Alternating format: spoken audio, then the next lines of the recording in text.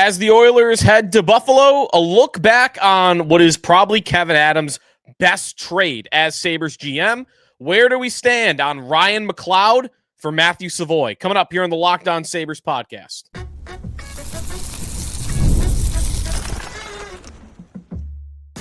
Your Locked On Sabres, your daily podcast on the Buffalo Sabres. Part of the Locked On Podcast Network, your team every day. What is up, everybody, and welcome into this Monday edition of the Locked On Sabres podcast. Thanks for making us your first listen every day. We are free and available wherever you get your podcast. You can watch the show on YouTube. You can listen wherever you get your podcast. You could be a part of our Locked On Sabres text club if you're looking for breaking news alerts from practice, from games, injuries, trades, all of the above, your reaction as well on the text club, your comments and questions. Join subtext.com/LockedOnSabres is the place to sign up for that if you are looking for it. Sneaky Joe DiBiase here on the Locked On Sabres podcast, part of the Locked On Podcast Network, now the number one sports podcast network. Today's episode is presented by FanDuel. Download the FanDuel app now by visiting FanDuel.com. Win $300 in bonus bets if your first $5 bet wins. Sabres and Oilers. And we will get to the game. We will get to a very interesting decision, which is that Colten Ellis is expected to start in goal again for the third time in the last 4 games. They are giving him some run here. Lindy Ruff is, despite the fact that he has allowed 4 goals and 5 goals in his previous 2 starts, but yet Lindy is going back to him, and I kind of like it, but we'll get to that a little bit later on. What's going on with the Oilers, also on the docket today, but main subject matter for today that I'm really looking to dive into. I love revisiting a good trade. You don't get a lot of them around here. We've had a couple. The biggest one that you had, not this last offseason, but the previous offseason, was a deal that was struck between the Buffalo Sabres and the Edmonton Oilers, and as these two teams meet, and both players are now in the lineup, as Matt Savoie is now a regular in the Edmonton lineup, we can start to more properly look at the results of this trade for both sides and how it's going. So that's coming up on today's show. You want to get a comment in about that, feel free to reach out, because I do think, I said it in the intro here, that I think this is the best trade that Kevyn Adams has ever made. It was pretty straightforward. McLeod to Buffalo, Tyler Tullio, if you want it as well, which was basically a minor league throw-in that I don't think they had any intention on becoming an NHL player, and he didn't really even play for Rochester last year. 30 games for Tullio, who was a 5th-round pick of Edmonton's a years back, and he got 30 games in, 1 goal, 6 assists, and he has moved on. This year playing with the Tucson Roadrunners in the Utah organization. So you don't have to worry about him anymore. It's McLeod for Savoie is the trade. And Sabres are into their second year of getting results, and Edmonton just starting to get a look at Savoie on a more consistent basis. So as we look at this deal, again, before actually moving to do that, I was looking at the trade history of Kevyn Adams. And it's better than the Cousins for Norris deal, I think, no doubt right now. It's better than Middlestat for Bo Byram, because even though Colorado has already punted on Middlestat, Byram has been a better player than what Middlestat showed, but he's not great, and he's not everything you were hoping he would be. So it's not as good as that deal. Other deals you look back on, Jordan Greenway for a 2nd-round pick, definitely not Beck Malenstein for a 2nd-round pick. And then when you go early on in Adams' tenure, it's a lot of sell-off trades, and those are kind of tough to compare. I mean, Eichel for Tuch, Krebs, Ostlund, and a 2nd-round pick. That 2nd-round pick actually became Greenway. Like, you would not put the Eichel trade as his number 1 deal at all. You would not put Reinhart for Devin Levi and the pick that becomes Yuri Kulik as number 1.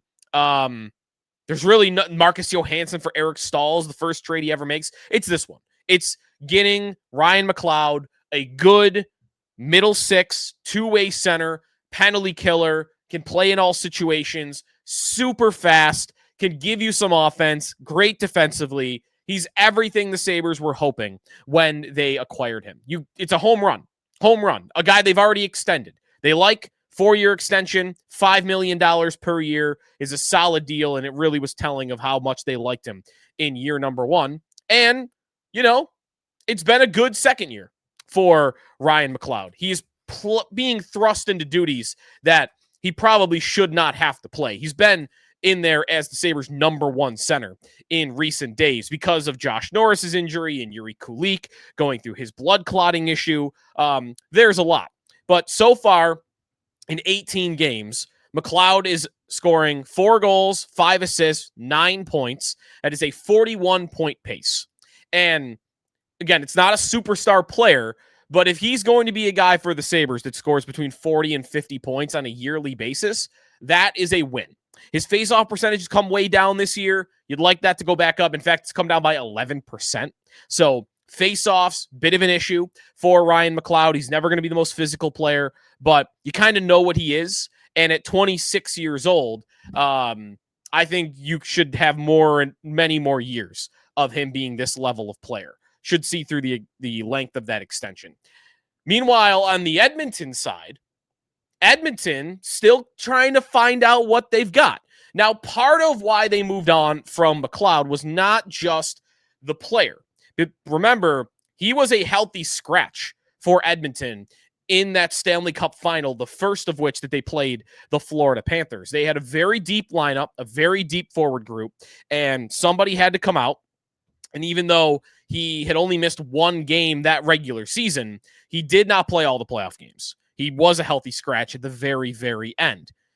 And with a contract on the horizon and a team that's paying Connor McDavid and is paying Leon Draisaitl and was going to be paying Evan Bouchard and big money deals all over the place, they did not have the room to throw another extension at a guy that was better than the role they had for him, which was a 4th-line winger at many times in that final year in Edmonton. It's part of why he only gets 12 goals and 30 points. He's only playing 14 minutes a night.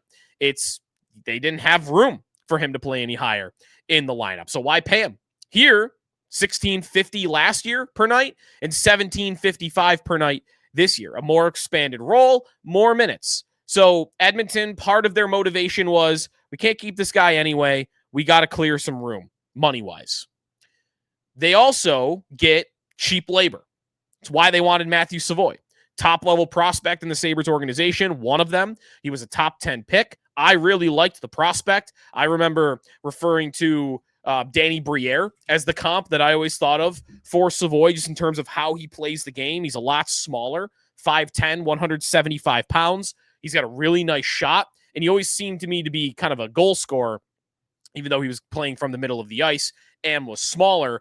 The way he skated, too, always kind of reminded me of Briere. That has not come to fruition, by the way, at all. Him being a Briere-like player. But it's very early in his career. And even with Briere, remember, it took years for him to get going. I mean, the Coyotes waived him at one point. So maybe that comparison ends up happening. I would probably bet against it at this point for sure. So they wanted cheap labor. They wanted a guy that could come up and develop, young piece that could grow into their system, because in a lot of these Stanley Cup contending teams, sometimes it's all deadline acquisitions, 30-year-old veterans, guys that are past their prime. You got to bring some youth to the equation. And when you look at this Edmonton lineup, like other guys in the lineup that are growing, there really isn't anybody. I mean, Zach Hyman is not that. Jack Roslovic is not that. Adam Henrique is the farthest thing from that. They are littered with veterans. The blue line even. Like Bouchard is kind of grown into this great player. A couple years ago, he was maybe figuring it out. It's kind of it. Like players that are developing in the lineup, it's just Savoie. And every team needs a guy or two like that. So he is what Edmonton was looking for.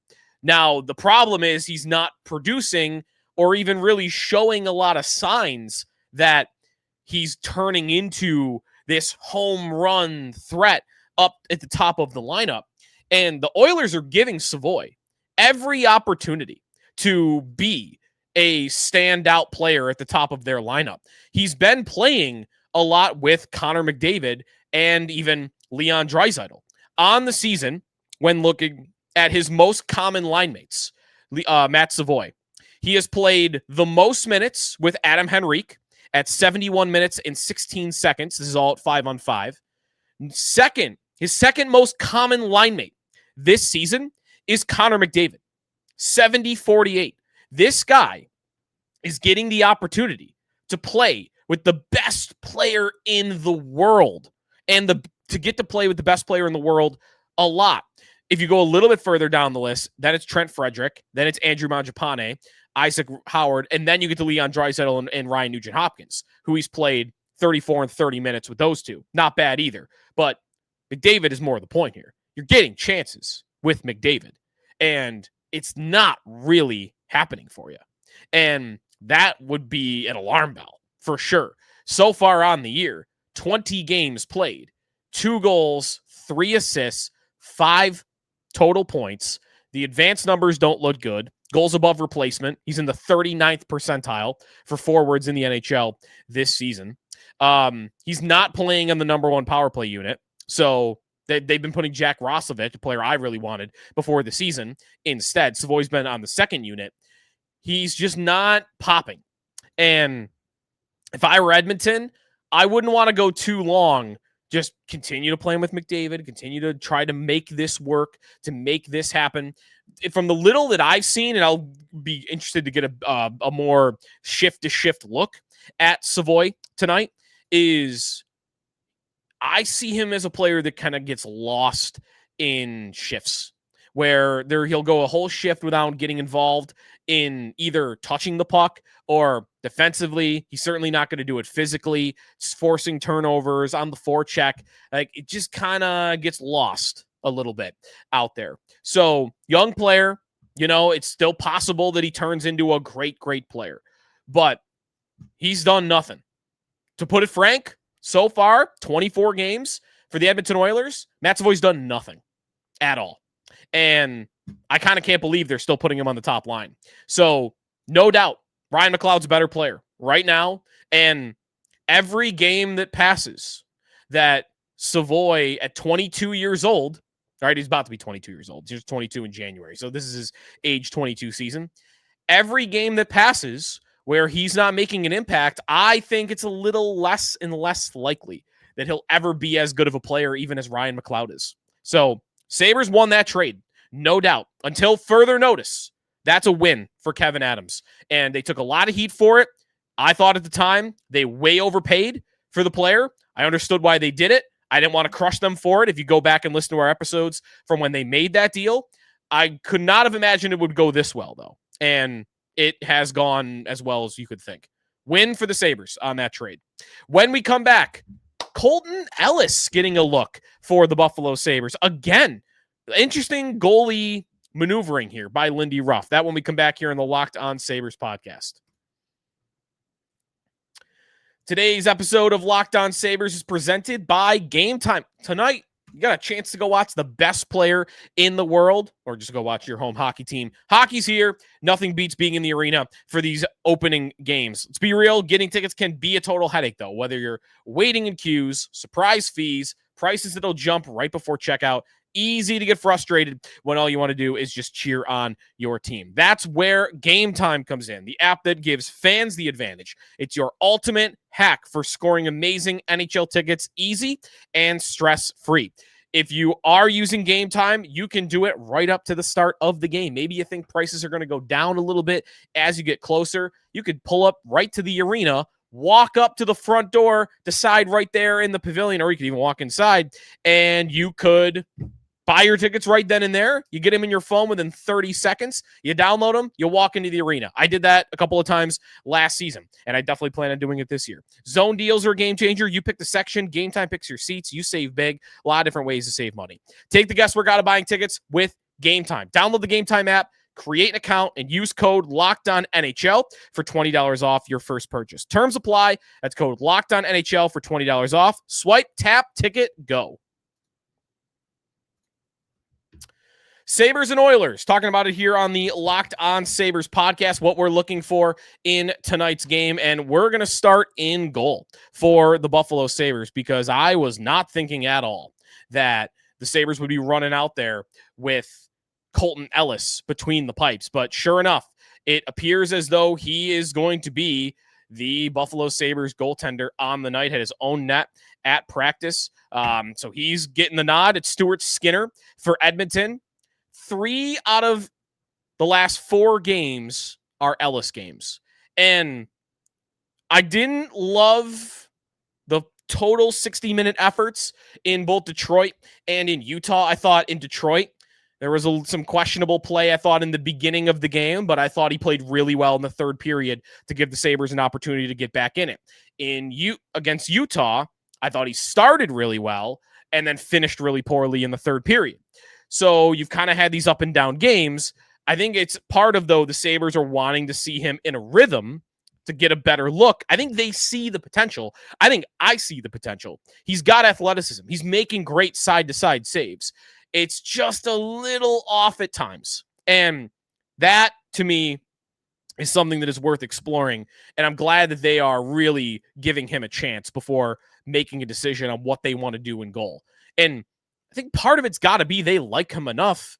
So if Ellis plays well tonight and he continues to be this much a part of the rotation, then we're going to have to really talk about Luukkonen trades. The other thing that's kind of happened here is that Alex Lyon has suddenly fallen out of the rotation after being the guy. I mean, how polar opposite from October when Lyon got the first 6 starts of the season, and he has actually only started 1 of the last 5, right? So, he would have got 2 of the last 5. No, it was 1 of the last 5, and they got pulled against Carolina early on. I'm mixing all the games up now. But he's played very little for the Buffalo Sabres as of late. No, he did play the whole Carolina game, so I am confusing games, but whatever. It's Ellis. This is an Ellis night, and he's getting a really tough challenge. I think the Sabres are wanting to get a look at him, and maybe there is a decision on the horizon, whether that is a Luukkonen trade, whether that's Ellis being waived. That I feel like is not as likely right now because I do think he's looking just good enough to where they shouldn't want to do that. So otherwise, Sabres lineup in this game, I kind of like the changes that Lindy Ruff is throwing around. Thompson back to center. And he's with Doan and Tuck. A little bit more of a spread out lineup. I think Doan going from the third line to the top line is warranted. Thought he was really strong in their last game. McLeod now will go down to the second line center, and he'll center Isak Rosen and Jack Quinn, taking Noah Ostlund's spot. And then Tyson Kozak, Peyton Krebs, Jordan Greenway, checking line, defense line. And then Ostlund goes to the fourth line with Dunn and Malenstein, which is kind of a line that doesn't make a ton of sense, but it's kind of what you got left. Throw it together. And it doesn't have to not work. I mean, Ostlund I've liked so far in this season for the Sabres. And Malenstein and Dunn, I think, have been giving them good shifts in recent games. So that line could work, but it doesn't really make a lot of sense on paper. Blue line, no Michael Kesselring. And that's tough because they were just about to get a look at the blue line totally healthy, which has not happened yet this season. Kesselring goes out. Still like the look of the blue line. Samuelson and Dahlin, Power and Bryson, Byram and Timmins is what you're going to be looking at. And then really quick, not on tonight's game, but injury updates that are positive. I was not waking up this morning thinking that Jason Zucker and Josh Norris were going to be returning to practice. Now, they're not going to play tonight, but they're getting closer. And Lindy said Zucker could play this weekend. He's got to put some weight back on, right? He's got to get his legs back under him after dealing with that virus. So maybe we see Zucker this weekend.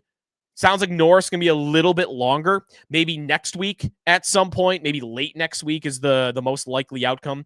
But we'll keep you updated on those two as the Sabres start to get a little bit healthier one by one here. So that's what you're looking at for tonight's game. I feel pretty optimistic about the Sabres' chances, just having Dahlin back in the lineup. I think, simply put, why I would feel optimistic at all tonight is I think the Sabres are at their best when Tage Thompson is playing center. Just simply put, when Thompson's playing center, I think their lineup is better. And the other reason is Edmonton is not the dominant power so far this year that you are accustomed to. This year so far, they have a record of 9-7-4. So they've lost 11 of their 20 games. They have a -8 goal differential. At this point in time, they are not in a playoff spot. I can't really tell you why that's all happening, but the results are not there. so far for McDavid and the Oilers. McDavid, of course, who signed an extension, a 2-year extension, right, before the season. If you look at some of their advanced numbers at 5-on-5 on the year in terms of shot attempts, Edmonton 17th by percentage in the NHL. If you go on shots, they're a little bit better. They have outshot teams 443 to 403. That's 9th best in the National Hockey League. However, the goals are not coming. They've been outscored 50 to 36 at 5-on-5 on the year. And expected goals for percentage, you got to scroll down to find Edmonton at where are they? Or did I pass them? Are they higher? Where is Edmonton? No, they're there. 23rd. How about that? 23rd in expected goals for percentage. The Sabres are at 20th on the year. So actually better in that department. Special teams for Edmonton so far this year, 3rd best power play. That's the one thing that is so solid about them is even when they might be having a down year at 5-on-5, you just know their power play automatically with McDavid and Draisaitl and Bouchard are always going to be one of the best units in the league. It's hard for them to ever miss the playoffs when you just lock in a top 5 power play unit every single year. Penalty kill, by the way, they haven't been so bad either. They're at 9th. So you have the 3rd best power play in the league this year in Edmonton going up against the best penalty kill in the league in Buffalo. So a little bit of a clash of the Titans there. So that's what you're getting for tonight in the opponent. Stuart Skinner starting in goal. I'm talking like I like Sabres money line for tonight, and the Sabres are an underdog.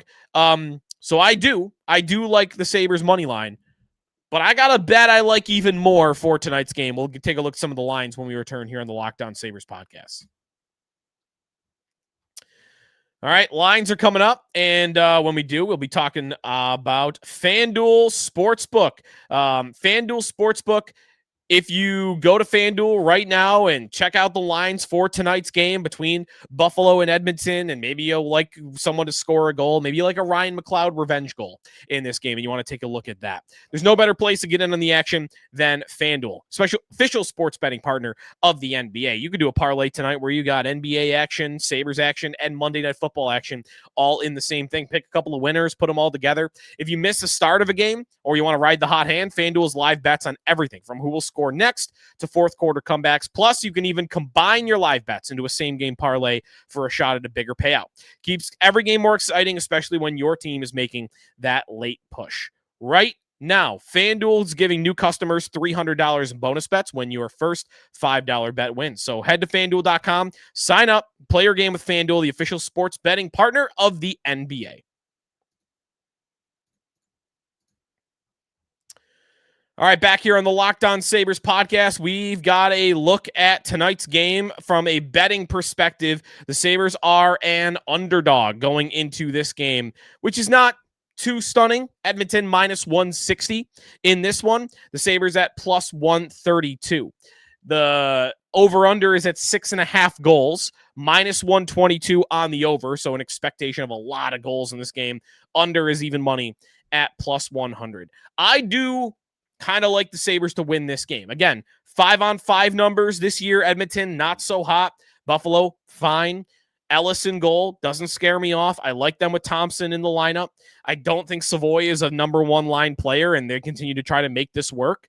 So at plus 132, you're the home team.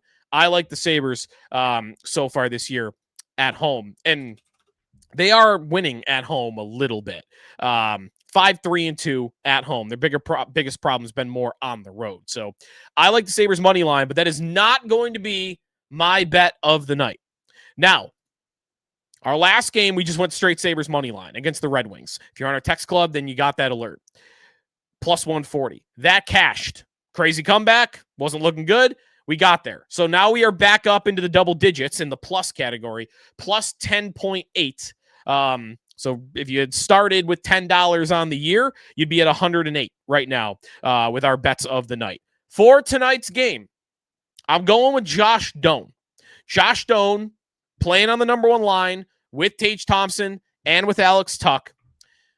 I'm going Josh Doan, 3+ shots on goal, and that is at plus 172. Here's why I like it a lot. Doan on the top line should get good minutes. He will play 16, 17, 18 minutes minimum. He might play more than that, honestly, playing on the top line. When Doan is playing a lot of minutes, he's getting a lot of shot attempts, and he's getting a lot of them through.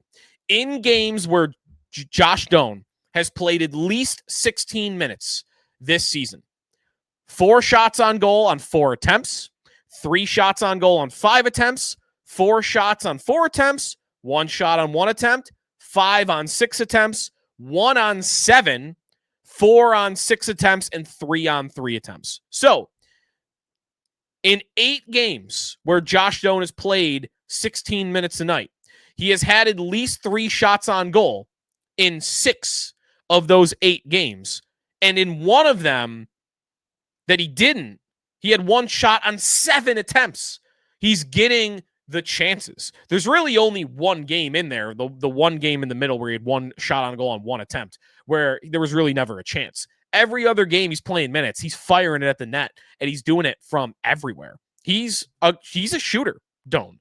And he's maybe always going to be one of these guys that, he scores goals and his shot percentage isn't that high because he does take so many shots. But that's good for props, right? It's good for shooting props. So 3+, I get it way in the plus money at plus 172. It's basically a bet on Doan's going to play a lot of minutes because as that lays out, he plays a lot of minutes. He's probably going to cash that bet.